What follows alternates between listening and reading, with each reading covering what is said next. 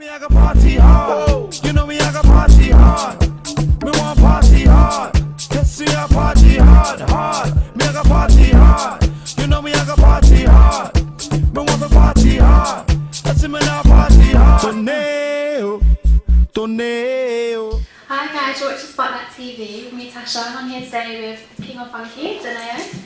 Hi, you right? Yeah? Okay. So I just want to talk about the MOBO Tour and stuff you're on. You excited to be on it? Yeah, definitely. Yeah, what are you looking forward to? I don't know, usually up north is quite a good vibe. I'm looking forward to seeing how everyone kind of responds to all of the acts being in one arena. Yeah. Should be a good look. Yeah, there's loads of people in it this year. You've got Miss Bright, you've got Scorcher, you've got quite a different range. What do you think of like events where all UK acts come together? Is it normally like a good vibe? And I've never actually been on tour with any of them, so we'll see. Alright then. Should be good. So you've got the MOBO Awards this year as well. What do you think of the MOBO Awards? Because it's like specifically for like urban, like music. What do you think? Is it a good look for it all? Or?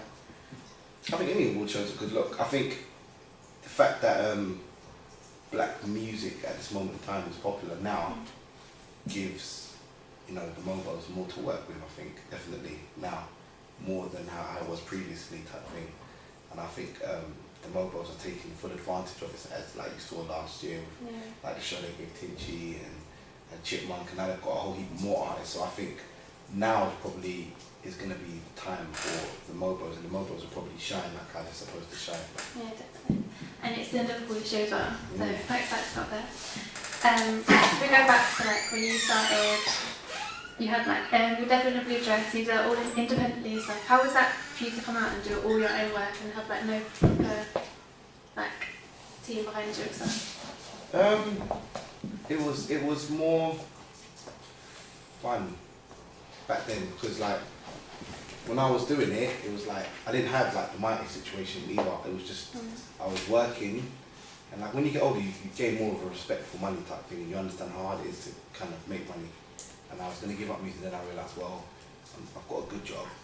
I might as well just put out tunes to make a bit on the side. And when I was putting out tunes, it was just for the sake of just putting them out, songs that I like. Not to say that's not happening now, because it is happening now, but now I've got a lot more people that, you know, that depend on me to do stuff, and there's a lot more riding on me being successful rather than before where I was just putting out tunes just to make a living. Now it's like I'm putting out tunes to make a living for myself, and I'm making a living for other people as well. You know, like I've got other people that I've appointed to be my advisors, so now I have to confer with other people as well. Being that I put them there for that in the first place, but it's cool. Okay, like a lot of your songs have got like the funky party vibe to it. I'm fly, so fly, simming down so fly, I'm fly, so fly, simming down so fly, and up in the sky, like an eagle in flight. I'm fly, so fly, simming down so fly, so. What inspires you to make them kind of songs rather than, I don't know, like proper grimy songs or rap? Is that just your kind of music, or? I make dance music. I've always been a dance music act, like from like garage days. It's just that I think my music kind of crosses the borderline of urban and dance. But I've always kind of seen myself as a dance act type thing, and in the urban world, it's been like, hey, we really like your stuff, and I'll be like, oh, okay, cool. But I know everyone's always like, why do you do R&B and hip hop? It's like, that's not really my preference. I would do it, but like I prefer making like dubstep and jungle and like trance and stuff you can dance to and stuff that's a bit more. Yeah, cool. So you've performed in like loads of places, from Anapa to Glastonbury and stuff. What kind of place do you prefer? Like, cause obviously the festival vibes are like completely different, and then Anapa is like proper club raving. Anywhere that stands out for you to perform? I like performing in English clubs. I think that's because it's more like my home now. I have an understanding of it, but I like, for me, it's the most energy I get when I perform in like clubs, especially clubs up north like Leeds and Manchester. Like it's the vibe in there is just crazy, and like they give you a lot, so you give them back. Do you know what I mean? It's a good look. I've never been disappointed when I've gone up to Leeds ever type thing. Oh wow, okay. Like I do a lot of work with Shy Effects and stuff like that. As a producer, me and them click really well together, and I've done stuff for like, I've written songs for like Rap and Miss Dynamite. I help write those songs. I help write Selector and I help write what you're talking about as well. So like, I genuinely always just wanted to do everything, just so that I wouldn't be handicapped. And plus, like my personality, like sometimes I take on too much work anyway. But I think in this case, it's benefited for me. So. Cool. Okay, it's good to be all rounder anyway. So what's next for you? What would you like to see yourself do like in the next 5 years or something? Is there anything you'd really like to say you want to be there or you want to work with this person or?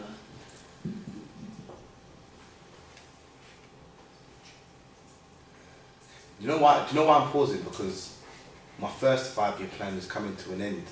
So I'm actually contemplating what the next 5-year plan is. What was your first 5-year plan? I wanted like for 3 years to bring out singles, build up a fan base and then put out an album, which would have been this album. But obviously things rushed, I brought out the last album, but genuinely, like this album, probably next year will be, I think, the end of the 5-year whole situation since Devil in the Blue Dress and now with the year after that. And I think I would like to cement myself as from now until like the next 5 years, I probably more want to cement myself as a producer, songwriter, rather than an artist. Okay. I'm doing the artist thing, so it's gone up to CV, so everyone knows what I'm about. So I want to push this artist thing as far as it can go, and then once I get enough recognition where other acts are willing to come to me and say, hey, you know what, we'd like to do some stuff. Can you write some more songs for da da da da? Okay, so is there anything in your career so far that's really like stood out, like a really big time for you? Like your favourite moments or? Not really. Like I don't know. I've had all this before because like I made a song called Bounce, and that was extremely popular, and I had that, and then I lost that, and then I think the biggest thing for me throughout my whole career is it was the journey, because I've had the success, and then I've lost it, and then I've had to work to get it back again, which I think was the best thing for me ever, because it kind of, because I was from the bottom and whatnot. Like everyone thought, like yeah, he's flopped, so he will never come back again, which is not a problem type thing. And now I've got knowledge where I know that I can survive by myself without any need or help, and I've got enough knowledge to know what I need to do to keep on going. Do you know what I mean? So yeah. I think the biggest thing was for me to flop. That's the biggest thing that's ever happened to me on a positive note, because it gave me the time to kind of, and Bounce, when I blew with Bounce as well, I was 17. I never really had time to grow up. So I'm kind of happy that it did flop, because it kind of put me away from the public eye. Whereas Dizzy and Wiley was in that, I wasn't really in that. And like I had to learn to go get a job and learn other responsibilities and learn other skills, like, you know, something simple as like how to write up a CV and what's the best way to get a job. So what would you say to like young musicians, young rappers and stuff? What advice do you give? Just never give up? Get a job. That's what I would say. I would say don't be naive and think that you're going to blow straight away, right? It just doesn't work like that. Everything's a gradual thing. It's like point A will bring you to point B, which will bring you to point C, which will bring you to point D. But those are 26 steps to the alphabet. It's 26 letters in the alphabet. Yeah, 26 steps. Do you see what I'm saying? It's like, while you're doing those steps, if you haven't got a job, then you're going to constantly be going back to A, because you're going to be constantly struggling for money. Just get a job, like please, I beg. Just get a job. Just get a job, yeah. Alright, so you have to go get a job here, you're going to make it, yeah? Yeah. Okay, well good luck with MOBO Tour and everything. Safe. And yeah, thanks for talking to me.